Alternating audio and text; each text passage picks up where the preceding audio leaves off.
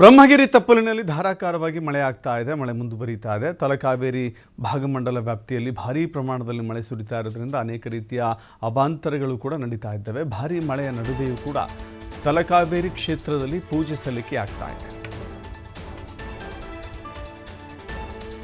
ತಲಕಾವೇರಿ ಭಾಗಮಂಡಲ ಬಹುತೇಕ ಭರ್ತಿಯಾಗ್ತಾ ಹೋಗ್ತಾ ಇದೆ.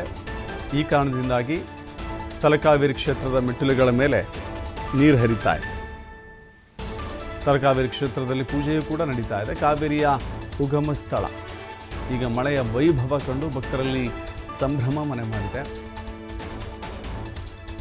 ಮಡಿಕೇರಿ ತಾಲೂಕಿನ ತಲಕಾವೇರಿ ಕ್ಷೇತ್ರದಲ್ಲಿ ಮಳೆಯ ಆರ್ಭಟ ಜೋರಾಗಿದೆ. ಮಳೆಯ ನಡುವೆಯೂ ದರ್ಶನಕ್ಕೆ ಆಗಮಿಸ್ತಾ ಇದ್ದಾರೆ ಭಕ್ತರು. ತಲಕಾವೇರಿ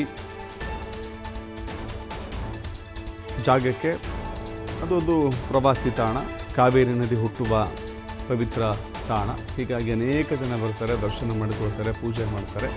ಈಗಲೂ ಕೂಡ ಮೆಟ್ಟಿಲುಗಳ ಮೇಲೆಯೇ ನೀರು ಹರಿತಾ ಇದೆ. ಅಷ್ಟೊಂದು ತುಂಬಿ ಹರಿತಾ ಇರುವಂಥ ಆ ಜಾಗದಲ್ಲಿ ಭಕ್ತರು ಸಂಭ್ರಮವನ್ನು ಪಡ್ತಾ ಇದ್ದಾರೆ, ಜೊತೆಗೆ ಪೂಜೆಯನ್ನು ಸಲ್ಲಿಕೆ ಮಾಡ್ತಾ ಇದ್ದಾರೆ.